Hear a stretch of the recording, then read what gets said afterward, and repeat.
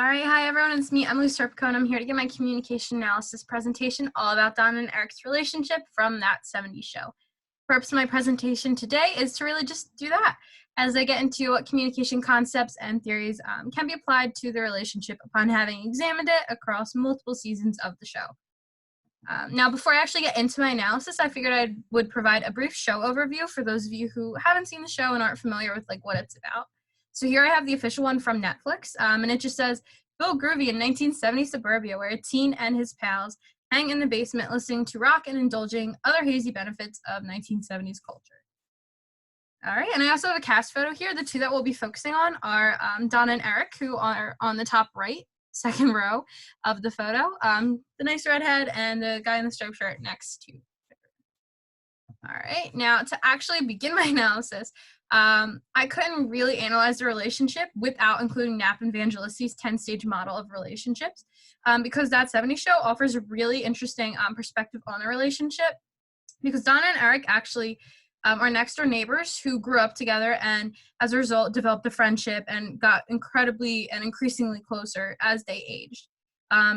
Their friendship turns into a romantic relationship, but when the audience really gets involved and is able to pick up on their life and the storyline of it, they're already in kind of stage 2 of this model because they have already previously expressed interest in one another. And that's very immediate to see within the first few episodes. But we do see them pick up with, searching for common ground and beginning to really disclose more and more about themselves, more so than they even would have as the best friends that they previously were before. But they do also begin to go through integration where they do have that little merging that takes place. And this does transition over the course of a series of episodes where they demonstrate for others that their relationship exists as they become officially boyfriend and girlfriend. Now, the latter half of the model isn't quite as positive, but we do also see this as well, because I hate to spoil it, but they do end up breaking up in the later seasons, and they aren't together for a little while there. But at the end, it is implied that they might be getting back together, so it's pretty interesting to watch. But we do begin to see them reestablishing their individual personalities and individual identities, I really should say, while they are together. And this in turn leads to the lessened degree of contact with one another and overall commitment with one another as well. And this in turn leads to the decreased interest in one another, and then avoidance as well, which is kind of awkward, but they begin to refrain from contact with one another, and they're not always hanging out if they know the other will be there. It gets a little awkward for them and their friend group.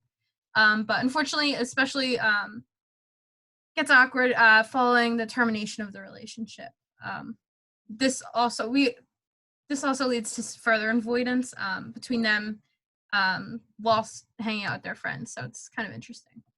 My next point of analysis focuses on the social penetration theory, which is a theory that states that relationships typically begin with relatively narrow breadth and shallow depth and develop over time.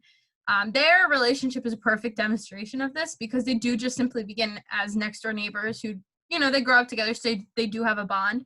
But it's not really too serious. But as they age and do get closer, their relationship turns not only to a romantic relationship, but it develops to be a more complex relationship in turn.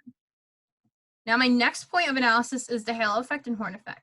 Halo effect being the perception of positive qualities in a person that one likes, and the horn effect being the perception of negative qualities in a person that one dislikes. The shift in perception for Donna and Eric specifically can be identified following their breakup in the later seasons, because beforehand there are many qualities that they often overlooked within one another that they found to be endearing or cute or anything along those lines. But after the termination of their relationship, they're not so endearing or cute anymore. So that was pretty interesting to see. My next point of analysis is the dialogic listening, which is just listening that involves give and take between persons interacting as they co-create a relationship. This is seen in the relationship, especially within the first few seasons of the show, as they do have that really interesting move from a friendship to a romantic relationship. And I felt that really highlighted dialogic listening because they had to really pay attention and be mindful of how they spoke and interacted with one another within these new relationship roles that they had. So they did have to really have that give and take between them to kind of make that transition take place. They also had a lot of nonverbal communication take place to them, or between them, I should say.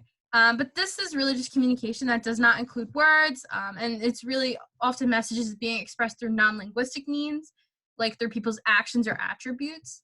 Um, my focus for this sector really was around haptics, including effect displays and adapters, with haptics being the study of how touch communicates, effect displays being the unintentional movements of the body that reflect the intensity of an emotional state of being, and adapters being the unintentional movements of the body that reveal information about the psychological state or inner needs of an individual. So I think you can kind of see how effect displays and adapters definitely like tie into haptics. But this was really, really cool to see throughout the show. As the nonverbal communication between Don and Eric often was very telling of the status of the relationship. If they were doing well, he would have an arm around her, she'd have a hand on his leg, they'd be sitting very close, right next to one another. But if they were in an argument, they'd be sitting very far apart on the couch. And especially after they broke up, they would not be sitting anywhere near each other or oftentimes in the same room, especially initially following that breakup. So it was very, very interesting to see. But that's all I have for you. Here's my works cited, and I hope you have a good one.